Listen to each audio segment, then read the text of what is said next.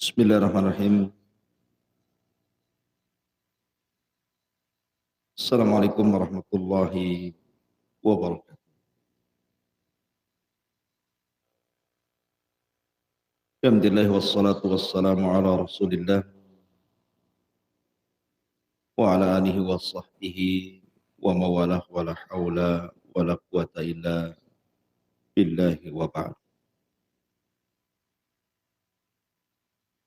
Alhamdulillah di pagi hari ini kembali kita bisa melanjutkan kajian kita masih membahas tafsir daripada surah Al-Fatihah. Dan kita masuk pada ayat ihdinas siratal mustaqim. Ma'asyiral muslimin yang dimuliakan Allah Subhanahu wa taala. Kalimat ihdinas siratal mustaqim, ya Allah berikanlah hidayah pada kami kepada jalan-Mu yang lurus. Sudah layak seseorang mengatakan ihdinas siratal mustaqim setelah sebelumnya iyyaka na'bud wa iyyaka nasta'in. Kalau seseorang sudah beribadah hanya kepada Allah, kemudian berdoa meminta pertolongan hanya kepada Allah, maka sudah layak seorang muslim mengatakan ihdinas siratal mustaqim. Ya Allah berikan hidayah kepada kami akan jalan-Mu yang lurus. Sebelum saya jelaskan tentang makna ihdinas siratal mustaqim, ada 3 kata dalam kalimat ihdinas siratal mustaqim. Pertama, ihdina. Di sini ada kalimat hidayah. Kemudian as-sirat, kemudian mustaqim. Apa 3 makna ini? Pertama, hidayah. Hidayah itu terbagi menjadi 4. Apa saja hidayah itu? Pertama, hidayatu ilham. Hidayah yang disebut dengan hidayah ilham. Ilham itu artinya Allah menggerakkan kepada kita untuk melalui sesuatu yang sifatnya tabiat. Maksudnya Allah Subhanahu wa taala berfirman dalam surah Sabbihisma rabbikal a'la. Sabbihisma rabbikal a'la alladzi khalaqa fasawwa walladzi qaddara fahada. Di sini ada kata-kata alladzi khalaqa fasawwa. Dialah yang telah menciptakan dan yang menyempurnakan ciptaannya. Walladzi qaddara fahada. Dan dia pula yang qaddar. Kemudian mentakdirkan sesuatu fahada. Dan dia pula yang memberikan hidayah. Maksud hidayah di sini hidayatul ilham. Hidayatul ilham ini hidayah umum, di mana Allah Subhanahu wa taala menggerakkan manusia untuk mencari rizkinya. Seperti orang-orang yang berada di tepi lautan, maka Allah gerakkan untuk mencari rizkinya di lautan. Bagi orang-orang yang hidup di perkebunan dan di ladang, maka Allah Subhanahu wa taala gerakkan mencari rizkinya di kebun dan ladang. Artinya ini fitrah manusia, hidayah seperti ini. Ini disebut namanya hidayatul ilham. Allah Subhanahu wa taala berikan hidayah seperti ini digerakkan oleh Allah Azza wa Jal, manusia ini mencari rizkinya masing-masing sesuai dengan kemampuan dia dan jurusan dia tentunya. Kemudian yang kedua ada namanya hidayatul irsyad.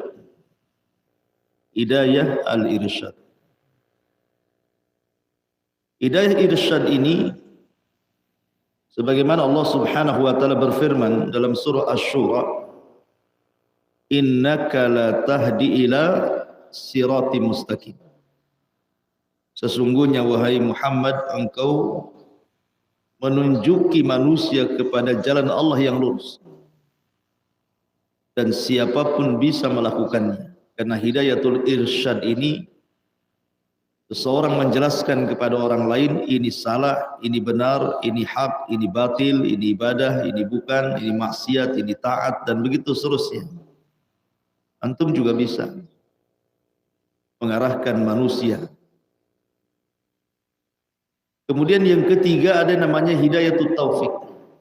Dan ini yang paling penting dalam hidup kita. Karena hidayatul taufik ini tidak dimiliki kecuali Allah anugerahkan kepada hamba yang dikehendakinya. Karena tidak semua hamba itu mendapatkan hidayah. Makanya taufik inilah yang kita minta setiap hari 17 kali. Ihdinas siratal mustaqim. Maksudnya hidayatul taufik. Karena kalau orang sudah diberikan hidayah, tidak ada yang disesatkan, tidak ada yang mampu menyesatkannya. Sebagaimana orang yang disesatkan Allah, tidak ada yang sanggup memberikan hidayah kepadanya. Hidayah ini tidak dimiliki walaupun seorang nabi. Makanya Nabi SAW difirmankan oleh Allah Subhanahu wa taala, intahris ala hudahum fa innallaha la yahdi man yudhil wa ma lahum min nasirin. Kalau engkau sekuat tenaga wahai Muhammad memberikan hidayah kepada mereka orang-orang Quraisy itu, maka sesungguhnya Allah tidak akan memberikan hidayah kepada siapa yang disesatkannya. Walaupun Rasul sesemangat apapun menunjuki manusia ke jalan hidayah, kalau Allah sudah menetapkan si fulan sesat, tidak mungkin dapat hidayah.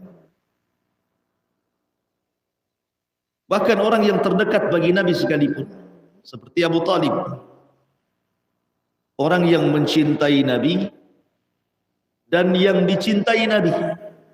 Lihat Abu Talib itu, dia mencintai Nabi dan dicintai Nabi. Bukti kecintaan Abu Talib kepada Rasul, ketika datang para pembesar Quraisy mengancam dakwah Nabi SAW.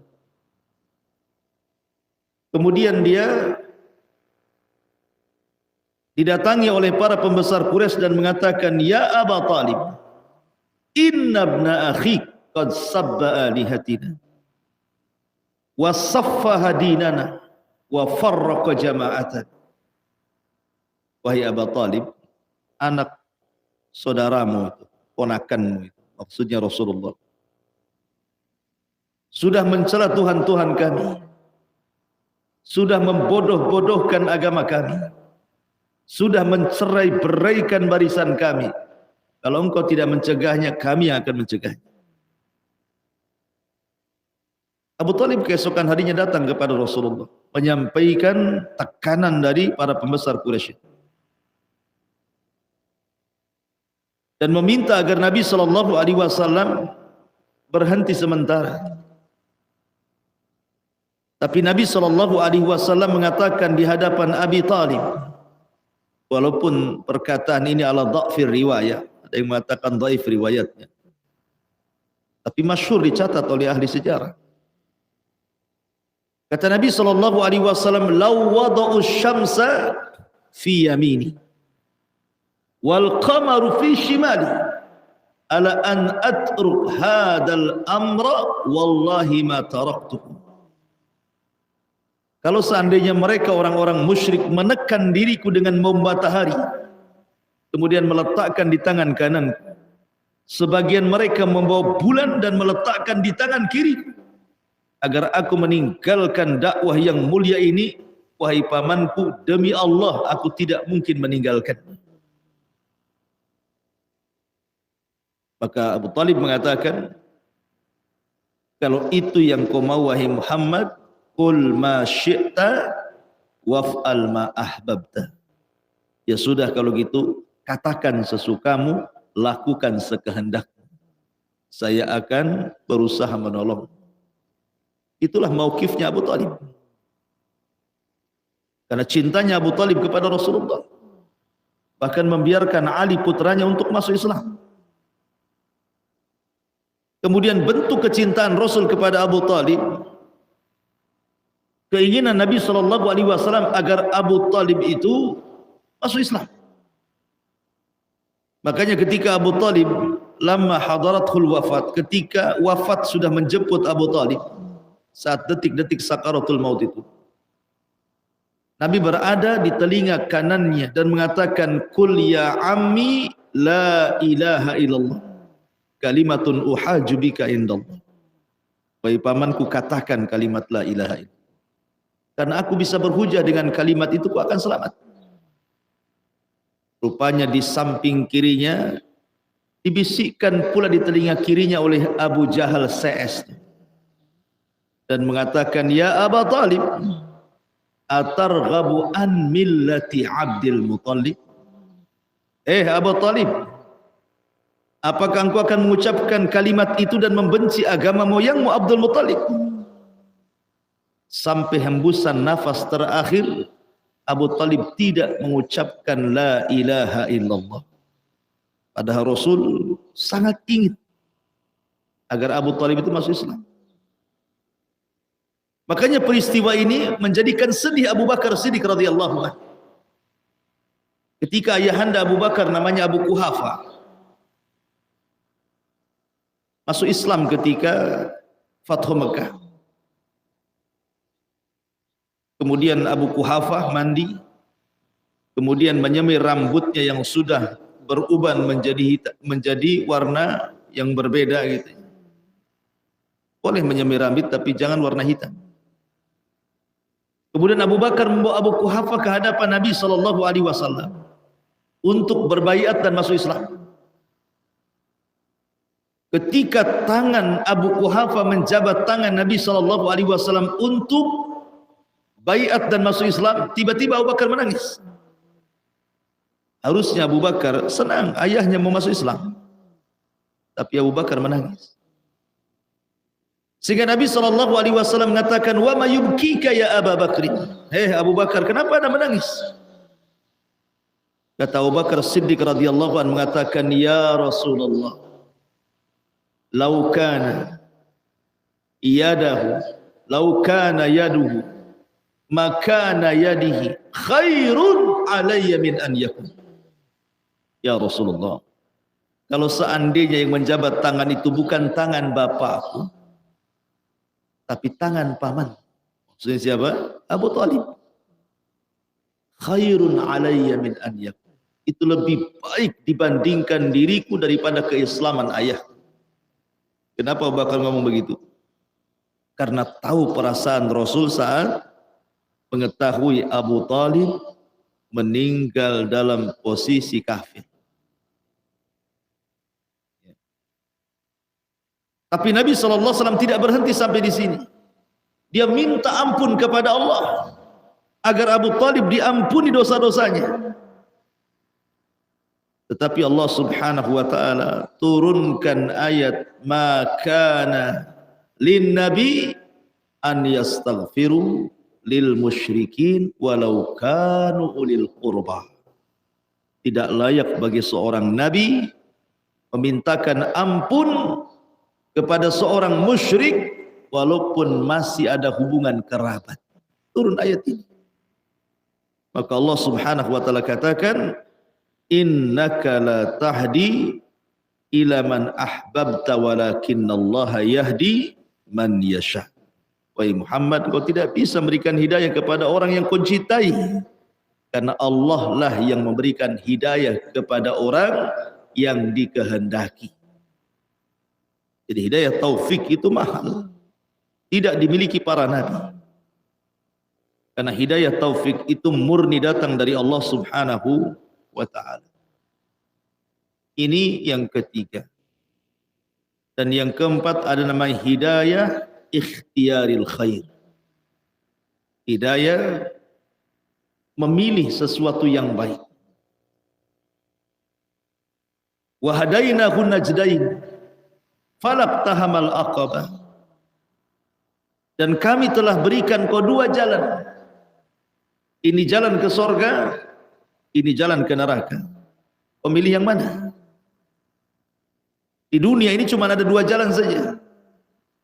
Jalan menuju neraka, dan itu sudah dijelaskan sejelas-jelasnya. Yang kedua jalan menuju sorga, dan ini pun sudah dijelaskan sejelas-jelasnya. Allah sudah memberikan mata kepada kita. Allah sudah memberikan telinga kepada kita. Allah sudah memberikan akal pikiran kepada kita, tangan dan kaki. Kita diberikan kehendak untuk memilih. Maka kalau seandainya kita bisa memilih kebaikan, berarti itu puncak daripada hidayah. Hidayah ikhtiyaril khair. Ma'asyiral muslimin yang dimuliakan Allah Subhanahu wa ta'ala. Walaupun sebagian ulama mengatakan hidayah ikhtiyar khairi berada di bawah hidayatut taufik. Taib. Itu makna yang pertama hidayah. Ihdina as-sirat. Ada yang membacanya dengan sin as-sirat, ada yang mengatakan sad as-sirat. Asalnya sin sirat, kemudian orang Arab susah menyebutnya akhirnya jadi sad. Asalnya sirat jadi sirat gitu. Sad. Dad gimana itu? Sad dad ta dha kalau bahasa makhrajnya ya. Jadi asalnya sin as-sirat, jadi as-sirat gitu. Baik. Artinya sirat itu jalan. Sirat itu jalan. Ada yang mengatakan jembatan. Jembatan siratal mustaqim. Yang dimaksud di sini sirat itu artinya jalan.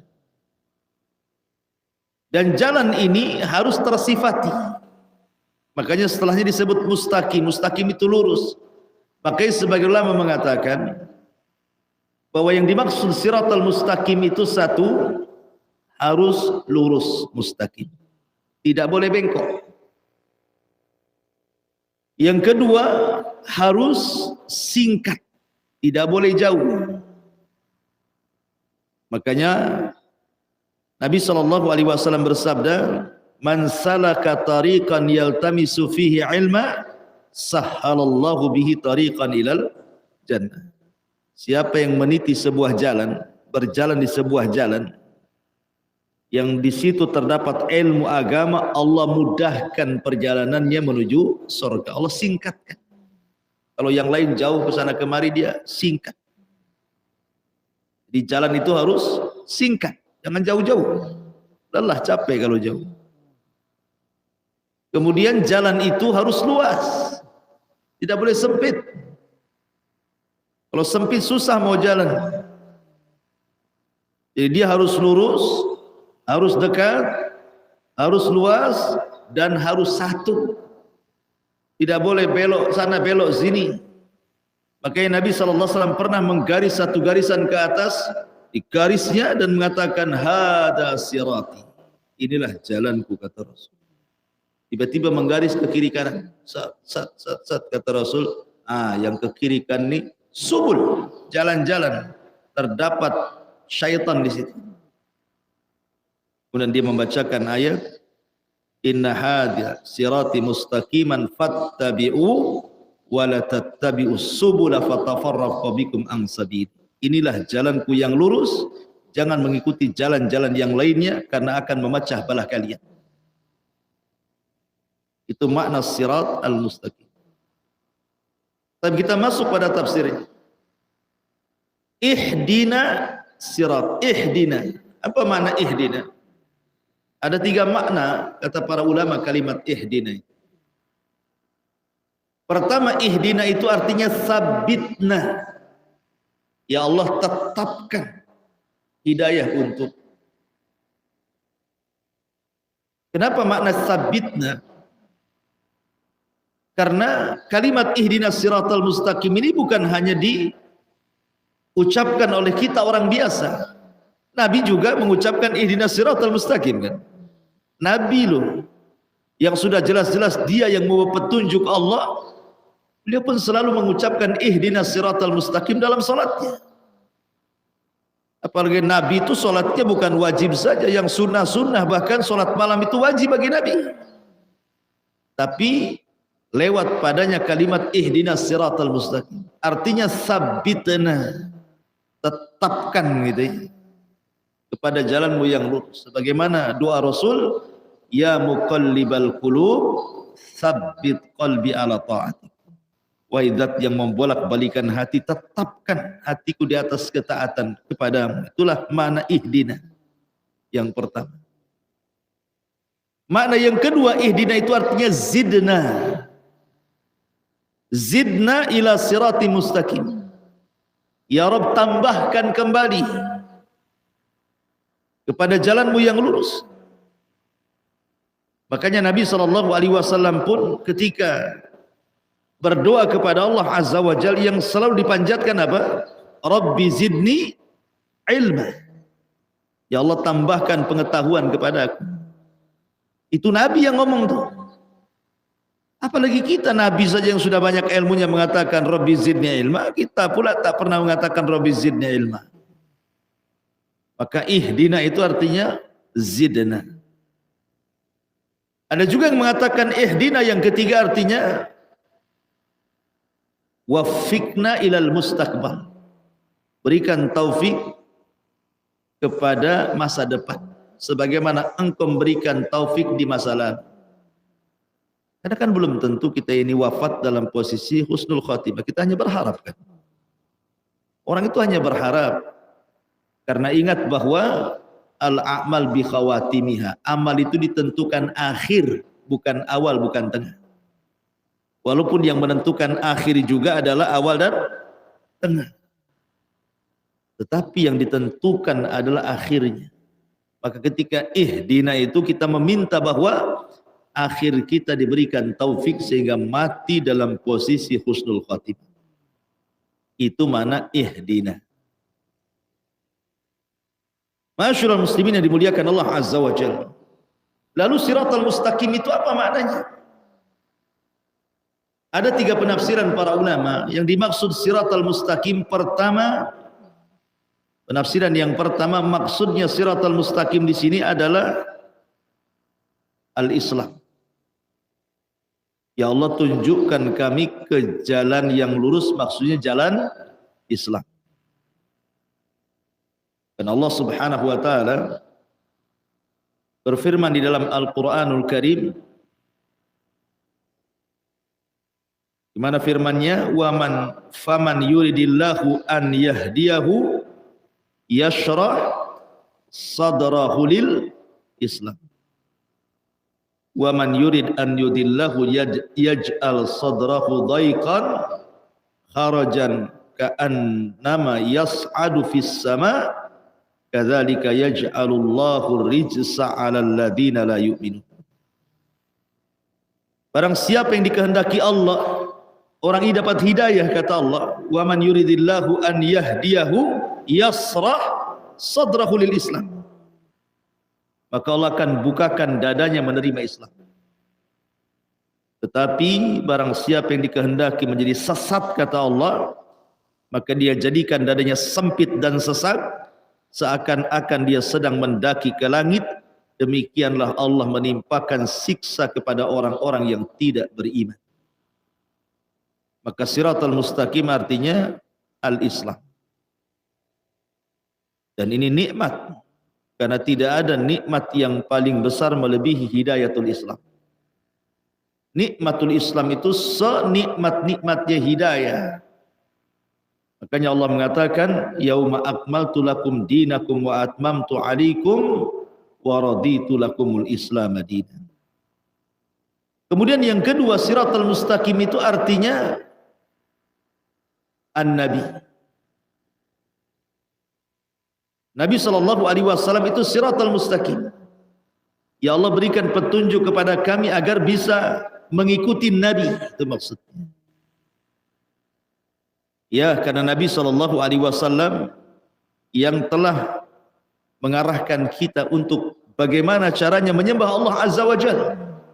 Hanya lewat jalur beliaulah kita bisa menyembah Allah. Kemudian yang ketiga yang dimaksud siratal mustaqim adalah Al-Qur'an. Dan tidak bertentangan antara tiga penafsiran ini. Sebab ketika kita ini masuk ke dalam Islam, secara otomatis kita mengikuti Nabi SAW. Ketika kita mengikuti Nabi SAW, secara otomatis mengikuti Al-Quran. Berarti siratal mustaqim itu artinya Islam, Nabi, dan Quran. Ketika orang masuk Islam, otomatis dia mengikuti Nabi. Ketika mengikuti Nabi, otomatis dia mengikuti Quran. Itulah siratal mustaqim. Ma'asyiral muslimin yang dimuliakan Allah Azza wa Jalla. Abdullah ibn Umar ibn Khattab radhiyallahu anhu mengatakan, "Ma farihtu bi syai'in minal Islam asyaddu farahan bi anna qalbi lam yadkhulhu syai'un min hadhil ahwa." Kata Abdullah ibn Umar radhiyallahu anhuma, tidaklah aku bahagia dengan sesuatu dari Islam, sesuatu yang sangat bahagia ketika hatiku tidak dimasukkan sama sekali dengan hawa nafsu. Abdullah bin Umar bangga dengan nikmat Islam. Kemudian Qatadah mengatakan, "Ma adri ayyan ni'mataini alayya a'zam id akhrajani minasyirki ilal Islam aw asamani fil Islam an yakuna li fihi hawa." Aku tidak tahu dua nikmat mana yang lebih besar bagiku. Apakah ketika Allah mengeluarkan aku dari kesyirikan ke dalam Islam, ataukah ketika Allah menjaga diriku dalam Islam sehingga tidak ada hawa nafsu masuk dalam hatiku.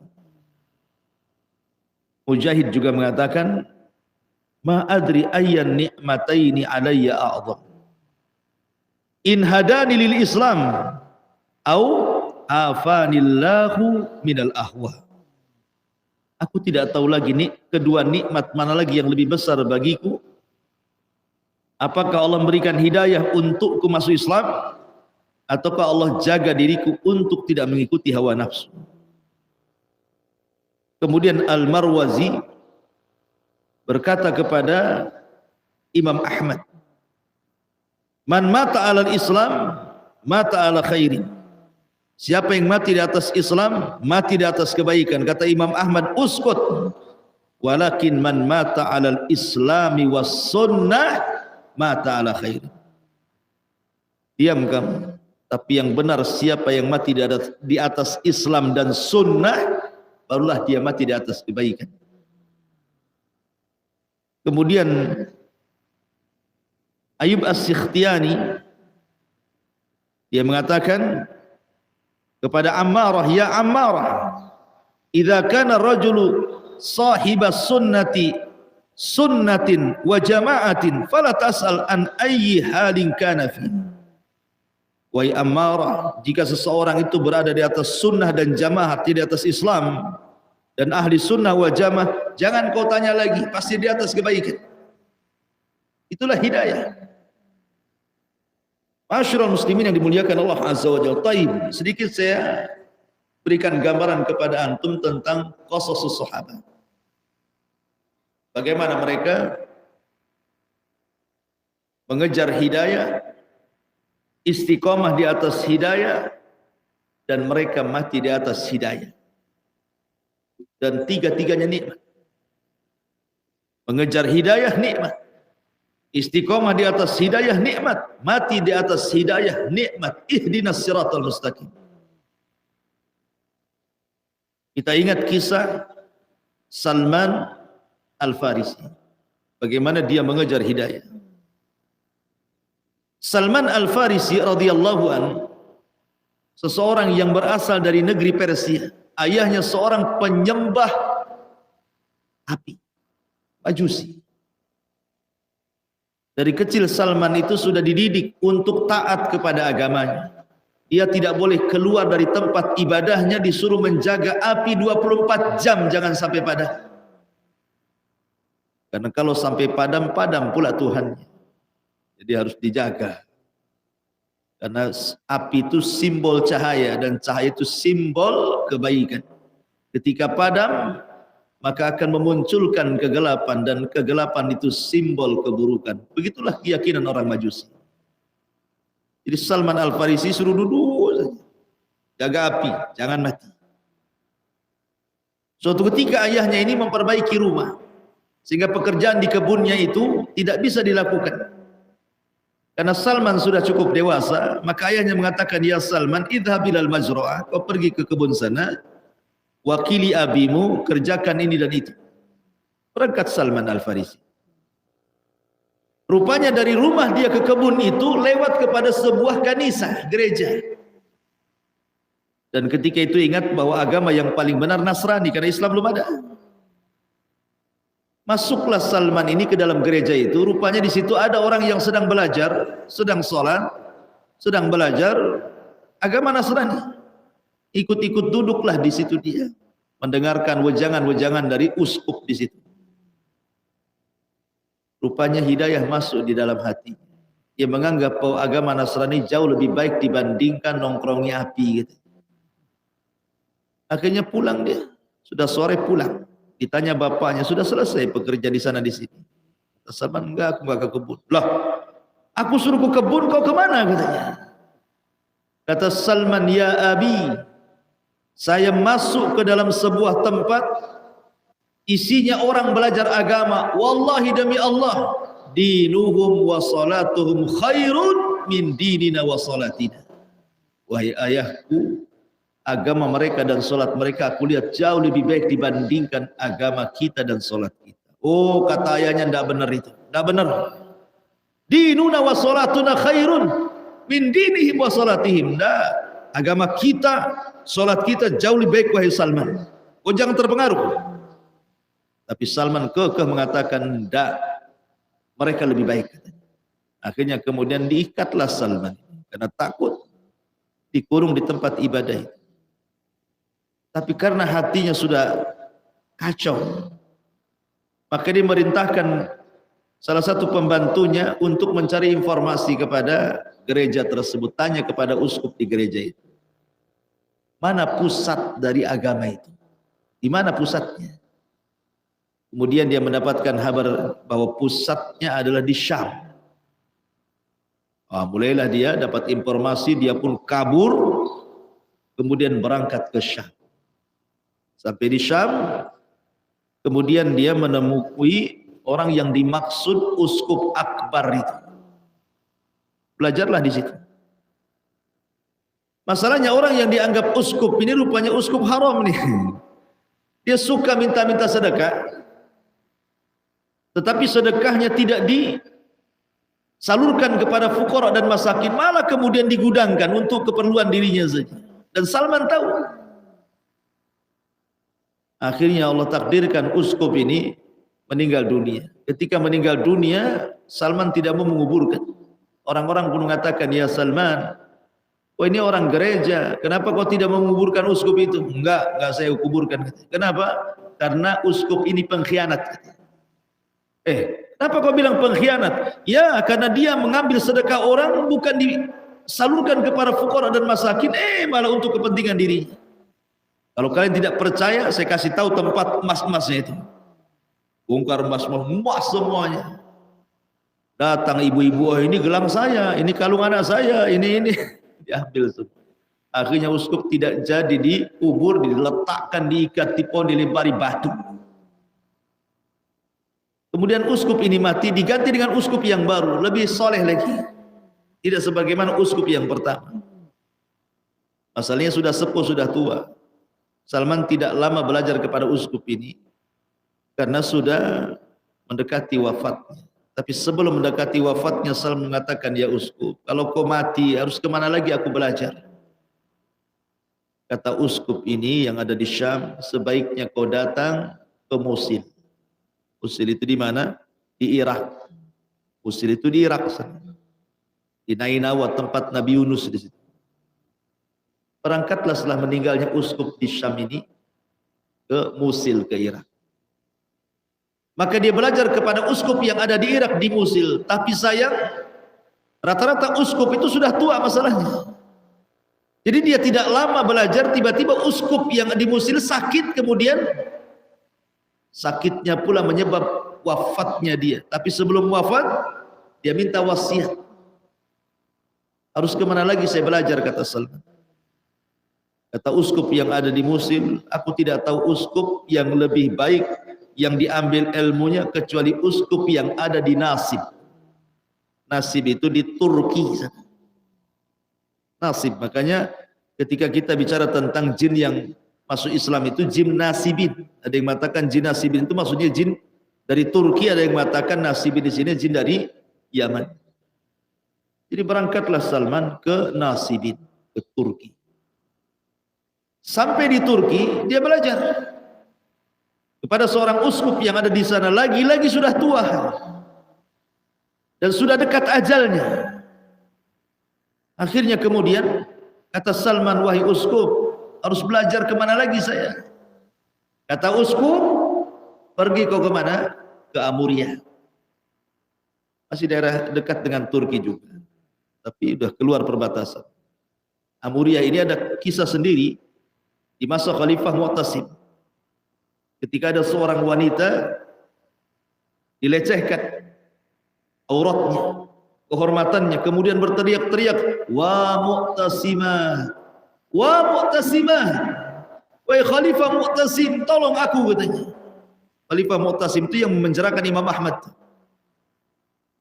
Akhirnya kemudian kata orang-orang kafir di Amuria, di mana Mu'tasim, di mana kamu, katanya. Mu'tasim di Baghdad, Basrah, jauh, katanya.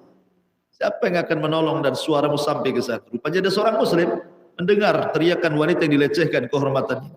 Berangkat dari Amuriah ke mana? Ke Basrah. Memberitahu Khalifah Mu'tasim. Dengan sebab itu Imam Ahmad dibebaskan. Kenapa? Ada perkara besar menyerbu Amuriah. Yang sebelumnya tidak ada khalifah yang sanggup mengalahkan Amuriah. Mu'tasim menggerakkan pasukan gara-gara teriakan seorang wanita itu. Berangkat dia ke Amuria, digempur Amuria, kalah gara-gara teriakan seorang wanita. Kata Salman, kemana lagi aku harus belajar? Kata uskup yang ada di Nasib, pergi ke Amuria. Berangkat dia ke Amuria. Rupanya yang di Amuria pun sudah sepuh juga ini, sudah mendekati ajalnya. Maka dia mengatakan, aduh gimana saya ini? Saya dari Irak, Iran, Persia kan Iran sana kan? Dia kan orang Iran, Majusi Iran sana. Berangkat ke Syam. Sampai di Syam berangkat lagi ke Irak. Sampai Irak berangkat lagi ke Turki.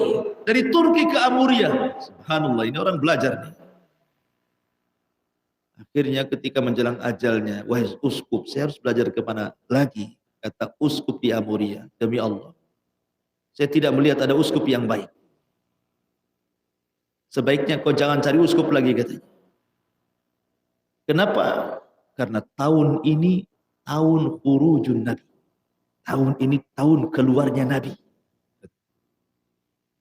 Kata Salman, tahun keluarnya Nabi? Ya, tahun keluarnya Nabi. Kau nggak perlu belajar kepada uskup, cari Nabi ini, katanya. Kemudian dia tanya, di mana Nabi ini?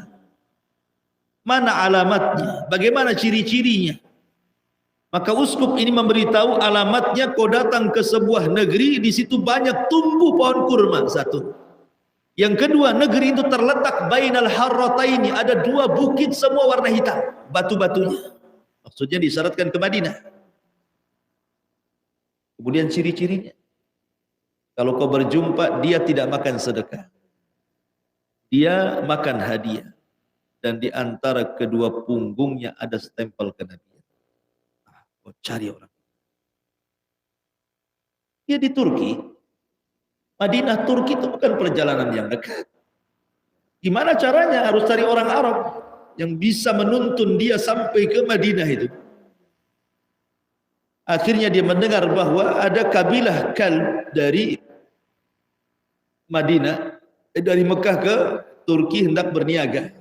Dia dengar itu dan hendak balik lagi ke negeri Arab.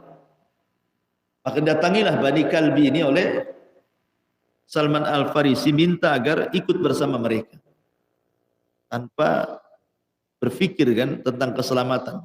Tetapi Bani Kalbi ini tidak mau bawa dia kecuali dia harus bayar mahal. Akhirnya dia pun menghabiskan kekayaannya, bawa saya ke negeri Arab. Diberangkatkanlah Salman dengan para peniaga Arab ini. Ketika sampai di Wadil Qura, Wadil Qura itu antara Taimah dan Khaybar, itu Wadil Qura namanya, dekat dengan Madinah. Dari kejauhan dia lihat pohon-pohon kurma. Oh, jangan-jangan ini maksudnya. Harusnya Salman itu turun di situ. Tapi ketika minta turun sama para peniaga nggak boleh. Kamu budak kami, katanya. Jadi kan budak pula dia. Memang begitu. Jadi tradisi zaman dulu itu memang biasa. Kadang-kadang menculik orang merdeka kemudian dijadikan budak dan dijual gitu. Jadi Salman ini sudah bayar, jadi budak pula dia. Karena dia takut dibunuh, maka Salman diam saja. Akhirnya dia dijual kepada seorang Yahudi di Wadil Qura itu. Maka bekerjalah dia kepada seorang Yahudi. Ketika sudah bekerja kepada seorang Yahudi, maka Salman Al-Farisi tidak bisa apa-apa, namanya budak, takut kan. Sampai ketika dia berada di atas pohon kurma, sedang unduh kurma gitu. Tiba-tiba datang keponakan orang Yahudi ini. Melihat karena Salman ini orangnya cekatan, gesit, rajin, maka dia ingin membelinya. Maka dibelilah Salman oleh orang Yahudi juga, masih sama kerabat, kemudian dibawa ke Madinah. Sampai di Madinah, dia melihat pohon kurma, melihat ada batu-batu berwarna hitam, senang sekali. Oh, ini yang dimaksud uskup itu maksudnya. Jangan-jangan di sini, katanya. Insya Allah berikan hidayah.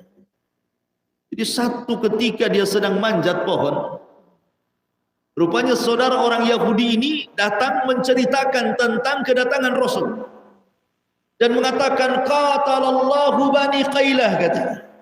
Celaka Bani Qailah. Bani Qailah itu nenek buyutnya Khazraj dan Aus. Dan Khazraj dan Aus itu disebut Ansar.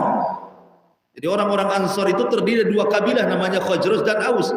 Lah nenek buyutnya itu dari Bani Qailah. Orang Yahudi mengatakan qatalallahu Bani Qailah, katanya. Semoga Allah mencelakakan Bani Qailah. Mereka berkumpul kepada seorang yang mengaku nabi yang berasal dari Mekah, katanya. Dan mereka sedang berada di Kuba. Artinya Rasul baru datang tuh di Kuba. Mendengar itu Salman langsung turun dia dan mengatakan kepada majikannya, gimana? Tadi saya dengar ada namanya. Apa kau ditamparnya Salman? Kau ini budak kerja aja, ngapain kau tanya-tanya Nabi gitu?